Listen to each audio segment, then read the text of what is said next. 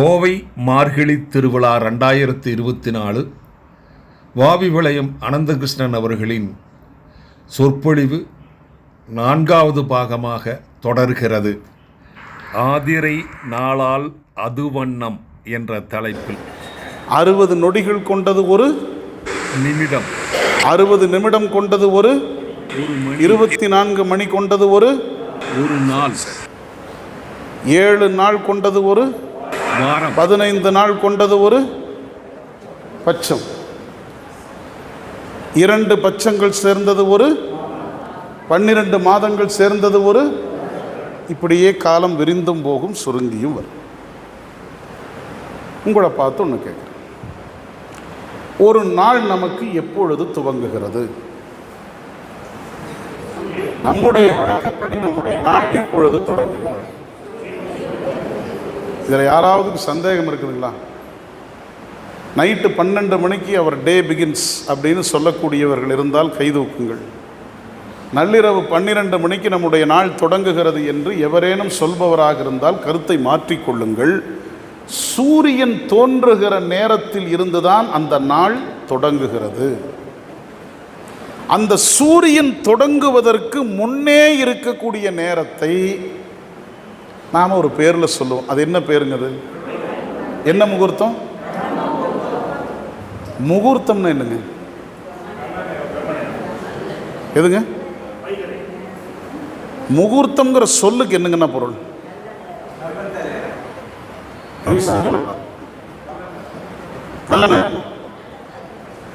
எதுங்க முகூர்த்தம்ங்கிறதுக்கு இன்னும் எனக்கு சரியான பதில் வரல. எதுங்க? மங்களம், நல்ல நேரம், எதோ சொல்கிறோம். நிமிடம்னா என்னங்க பொருள்? ஒரு நிமிடம்னு என்ன? 60 நொடி. ஒரு மணி நேரம்னா 60 நிமிடம். ஒரு முகூர்த்தம்னா ஒரு நாளிகைன்னா எவ்வளவுன்னு தெரியுமா? எவ்வளவுங்க? இல்லை, யார் சொன்னதுங்க? கிரீசன்னு சொல்லப்படாதுன்னு சொல்லிட்டார். 24 நிமிடம் ஒரு நாளிகை. ஒரு நாளிகை நாளிகை சேர்ந்த நேர பொழுதுக்கு முகூர்த்தம் என்று பெயர். எவ்வளவுங்க? 3/4 நாளிகைன்னா எத்தனை நிமிஷம்? ஒரு நிமிடத்திற்கு ஒரு நாளிகைக்கு 24 நிமிடம். 3/4 நாளிகைக்கு எத்தனை நிமிடம் வரும்? கணக்கு போடுங்க. எவ்வளோங்க? 90 நிமிடம். 90 நிமிடம் எத்தனை மணி நேரம்? 1.5 மணி நேரம். 1.5 மணி நேரம்தான் முகூர்த்தம். இப்போ திருமண பத்திரிக்கை வருது.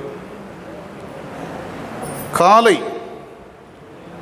6 மணி முதல் 7 மணி வரை அமைந்த சுப முகூர்த்த நேரத்தில் பொய் சொல்றாங்க. அறியாமையா? யார் அழைப்புதல் அடிக்கும் போது மிக கவனமாக அடிக்க வேண்டும். நம்மளாம் என்னன்னா நம்ம மிக மோசமாக தடமாறி போய் கொண்டிருக்கிறோம் என்பதற்கு இது சிறந்த உதாரணம். இந்த திருமண அழைப்புதல் அடிக்கிற போது 6 மணி முதல் 7 மணி வரை அமைந்த சுப முகூர்த்தம் பொய்ங்க. முகூர்த்தம் என்று சொன்னால் 1.5 மணி நேரம்தான். 6லிருந்து 7:30. அது கூட எப்போ தொடங்கும்னா உதயத்தை கணக்கில் வைத்துக்கொண்டு, உதயம் எத்தனை மணிக்கு வரும்? 6 மணியை நடுவில் வச்சுக்கிட்டு முன்னையும் வரும், சில நேரம் பின்னையும் வரும். சரியா 6 மணிக்கு சூரிய உதயம் வரும் என்பது சரியல்ல.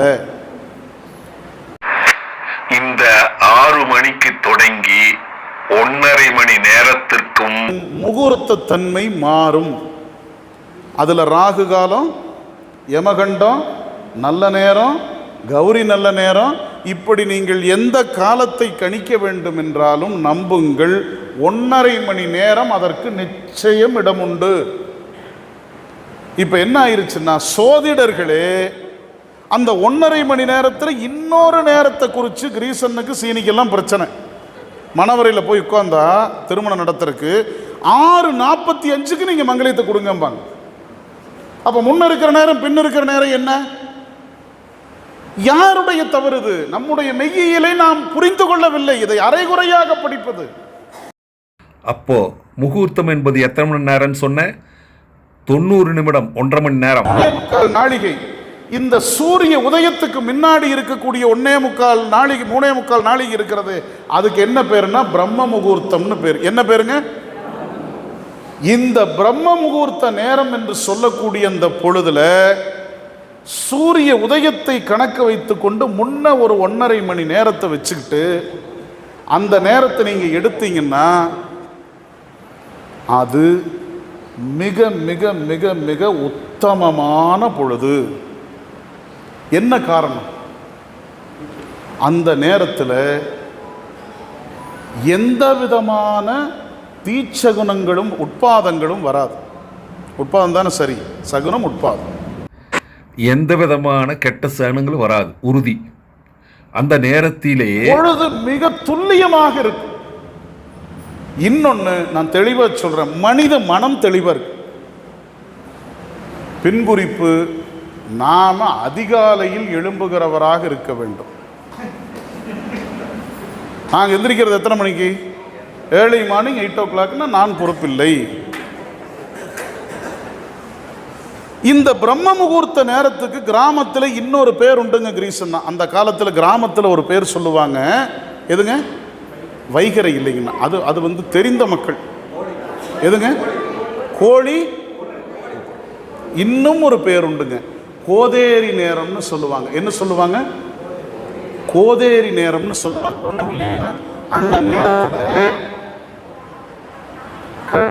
இருந்த பசுமாடுகள் அவிழ்க்கப்பட்டு மேய்ப்பு காடுகளுக்கு செல்லக்கூடிய நேரம்.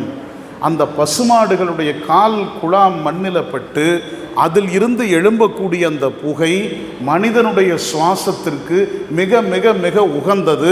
பசுமாடு பல வகைகளில் நமக்கு புண்ணியம் செய்கிறது, இப்படியும் ஒரு வகையில் புண்ணியம் செய்கிறது. அந்த நேரம் மிக உத்தமமான நேரம். அந்த நேரத்தில் நீ நல்ல வேலையை செய்யலாம் என்று நம்முடைய பெரியவர்கள் எந்த நாளாக இருந்தாலும் பிரம்ம முகூர்த்தத்தில் நீ தொடங்கக்கூடிய செயல் வெற்றியை அடையும் என்று சொன்னார். இது முகூர்த்தம். நமக்கு ஒரு நாள் என்பது 24 மணி நேரம். தேவர்களுக்கு ஒரு நாள் என்பது நம்முடைய 12 மாதம் இருக்குது பார்த்தீங்களா, அதுக்கு தேவ ஆண்டுன்னு. இதெல்லாம் கணக்கு, காலக்கணக்கு, அவ்வளவுதான். இந்த தேவ ஆண்டுல இந்த பிரம்ம முகூர்த்தம் எந்த நேரம்? மார்கழி மாசம். அதனால தான் இத்தனை இடத்துல பூசை நடைபெறுகிறது. ஓசோன் படலம் கீழே வருகிறது. திருப்பாவை திருவெம்பாவை பாடி இறைவனை துதிக்கிறோம். மார்கழி திங்கள் மது நிறைந்த நன்னாளில் ஆதியும் அந்தமும் இல்லா அரும்பெரும் சோதியை ஆம்பாள். இப்ப மார்கழி மாசத்தினுடைய சிறப்பு நம்மளுக்கு புரிஞ்சிருச்சுங்களா? மார்கழி மாதம் என்பது தேவர்களுக்கு பிரம்ம முகூர்த்த நேரம். இந்த மார்கழி மாதத்தில் நாம் நேரமே எழுந்து நம்முடைய வேலைகளை செய்தால் வெற்றி என்று நம்ம எதுக்கு கொண்டோம்னா, தேவ ஆண்டுல மார்கழி மாதம் என்பது பிரம்ம முகூர்த்த காலம். சரி, அடுத்த ஒரு நுட்பத்தை சொல்லி அடுத்து வர்றேன். நான் காலையில் சூரிய உதயத்துக்கு முன்னாடி 1.5 மணி நேரம் பிரம்ம முகூர்த்தம்னு சொன்னா, பிரம்ம முகூர்த்தம் முடிஞ்சோன்னு என்னமா நடக்கும்? சூரியன் உதயமாவானா? இப்போ பாருங்க, மார்கழி திங்கள் 30 நாள் முடிந்து தை மாதம் முதல் நாளில் நம்ம யாருக்கு பொங்கல் வைக்கிறோம்? சூரியன் உதித்து விட்டான். இன்னொன்று சொல்றேன், இந்த சூரியன் கிழக்கு திசையிலிருந்து மேற்கு திசைக்கு பயணிக்கக்கூடியதற்கு 2 வழி உண்டு இல்லைங்களா? ஒன்று வடக்கு திசை, இன்னொன்று தெற்கு திசை. வடக்கு திசையில் போறதுக்கு பேர் என்னங்கன்னா உத்தராயணம். தெற்கு திசையில் போறதுக்கு பேரு வடக்கு திசையில் சூரியன் கிழக்கிலே உதித்து மேற்கு போனால் பகல் பொழுது கூடுதலாக இருக்கும். பாருங்க, தை மாதத்துக்கு பிறகு கொஞ்சம் கொஞ்சமா மாறி உச்சமடைந்து பகல் நேரம் அதிகமாகவும் இருட்டு குறைவாகவும் இருக்கும். சூரியன் ஆடி மாதத்தில் தெற்கு திசைக்கு நோக்கி பயணிக்க தொடங்குகிற போது பகலுடைய அளவு குறைந்து இருளுடைய அளவு. இப்ப நாம வெளிச்சத்தில் ஒன்றை செய்ய வேண்டுமா, இருளில் செய்ய வேண்டுமா? வெளிச்சத்தில் செய்வது தமிழர்கள் மரபு, இருட்டில் செய்வது மேற்கு நாட்டாருடைய மரபு. ஆகவே இன்று முதலாக பெருமக்கள் இருட்டில் அமர்ந்து சாப்பிடக்கூடிய கடைகளில் உணவு சாப்பிட வேண்டாம்.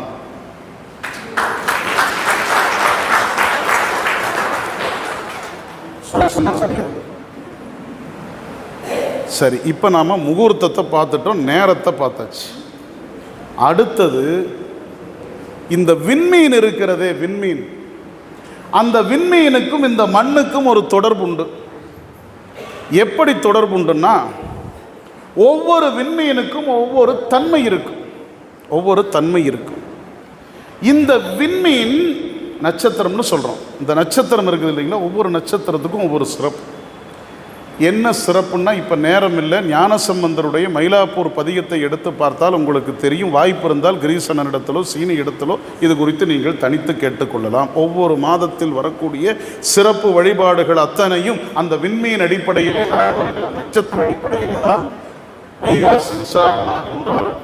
சித்திரை முழுமதி நாளாக இருந்தாலும் ஆவணி அவிட்டமாக, ஒவ்வொரு நாளும் அந்தந்த நட்சத்திரமும் வானத்தில் ஏற்படக்கூடிய அமைப்பும் ஒன்றிணைந்து வருவதுதான் அந்த நட்சத்திரத்திற்குரிய தன்மை. இதில் திரு ஆதிரை என்று சொல்லக்கூடிய ஒரு விண்மீன், 27 நட்சத்திரத்தில் ஒரு விண்மீன் திருவாதிரை. இந்த திருவாதிரை விண்மீன் என்ன நிறத்தில் இருக்கும்? சிவப்பு நிறத்தில். சிவப்பு நிறம் யாருக்குரிய நிறம்? அதை கூட விட்டுருவோம். சிவப்பு நிறத்தில் இருக்கக்கூடிய பூதம் என்ன? நிலம், நீர், நெருப்பு, காற்று. சிவப்பு நிறத்தில் இருக்கக்கூடிய பூதம் என்ன? நெருப்பு. எளிமையாக சொல்கிறேனுங்க, நேரம் இல்லாத காரணத்தினால. 8 மணிக்கு முடிக்கணுமா சுரேஷ்னா? 8:15 முடிச்சேன். சிவப்பு நிறத்தில் இருக்கக்கூடிய விண்மீன் திருவாதிரை. அந்த சிவப்பு நிறத்தில் இருக்கக்கூடிய பூதம் நெருப்பு. சிவப்பு நிறத்தில் இருக்கக்கூடிய இறைவன் இந்த டான்ஸ் ஆடிட்டு இருக்கிற காட், டான்சிங் காட், நம்ம ஆடக்கூடிய சாமி. எதுங்க? ஆடல் அரசர். இந்த நெருப்புக்கு என்னங்க சிறப்பு? எதுங்க? எல்லாம் தீமை.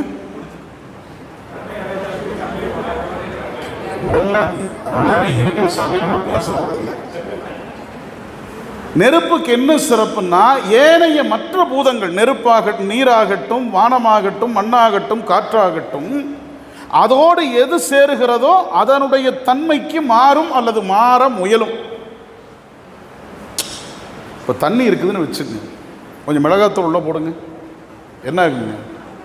தண்ணி காரமாயிடும். காற்றுல மிளகாத்தூளை தூவுங்க, கண்ணை நெருப்பில் மிளகாத்தூளை போடுங்க, என்ன ஆகும்? ஒன்றுமே ஆகும். அது நெருப்பாயிடும். நெருப்புக்கு என்ன தன்மைனா, தன்னை சார்ந்த பொருளை தன்வயமாக்கி கொண்டு தன்னுடைய தன்மையை தியாகமான சிவபெருமானுக்கு செம்மேனி அம்மான்னு பேரு. இந்த சிவபெருமான் என்ன செய்வார்னா, தன்னை சென்று வழிபாடு செய்யக்கூடிய அத்தனை பேரையும் தன் நிலைக்கு எடுத்து சென்று தன்வயப்படுத்தி தன்னுடைய இன்பத்தை தருவார். அதனால சிவபெருமானுக்கு சிவன் எனும் நாமம் தமக்கே உரிய செம்மேனி அம்மான்னு பேர்.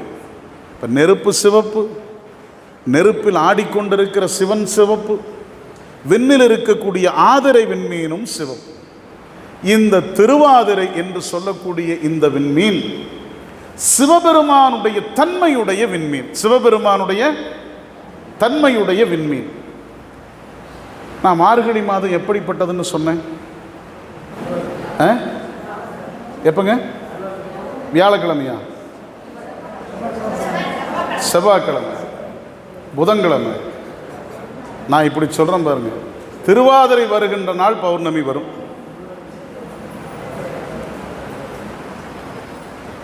இதுக்கு முந்தின மாதம் என்ன மாதம்ங்க? அண்ணாமலை தீபம் எப்போ வருங்க? கார்த்திகை. அது அன்னைக்கு என்ன நட்சத்திரம்? கார்த்திகை நட்சத்திரம். அடுத்து என்ன மாதம்ங்க?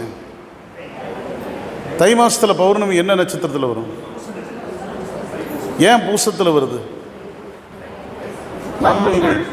தமிழர்கள் பூசம் தைப்பூசத்தில் எந்த செயலை தொடங்கினாலும் வெற்றி என்று நம்பி தொடங்கினார்கள், வெற்றி பெற்றார்கள். அதற்கு அடையாளமாக இன்றும் யாழ்ப்பாணத்தில் ஈழ நாட்டில் தமிழர்கள், புரிகிற மொழியில் சொல்கிறேன், வித்யாரம்பம் செய்வது. என்ன செய்கிறது? எழுத்தாணிப்பால் கொடுப்பது, கல்வியை தொடங்குவது தைப்பூசத்தில்தான். இப்போ புரிஞ்சுதுங்களா விண்மீனும் பௌர்ணமியும் எப்படி ஒத்துப்போகிறது என்று? பௌர்ணமி நாள் என்பது முழுமையான ஒளி பொருந்திய நாள். பௌர்ணமி நாள், முழுநிலவு நாள் என்பது வழிபாட்டிற்குரிய நாள்.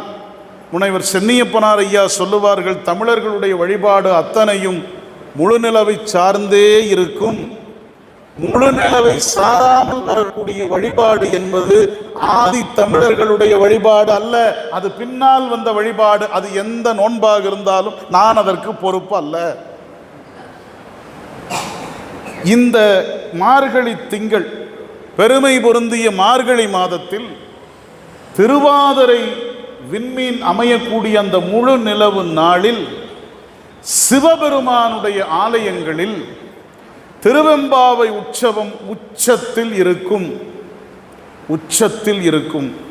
அதற்கு உதாரணம் சைவத்தினுடைய கோயில் என்றால் எந்த கோயில்? நீங்க பேசுறீங்க எதுங்க? அருமையான பேச்சு, சொற்பொழிவு. வாவிபாளையம் அனந்தகிருஷ்ணன் அவர்களின் சொற்பொழிவு அடுத்த பாகத்திலே முடிவடையும். தொடர்ந்து பாருங்கள். நன்றி, வணக்கம்.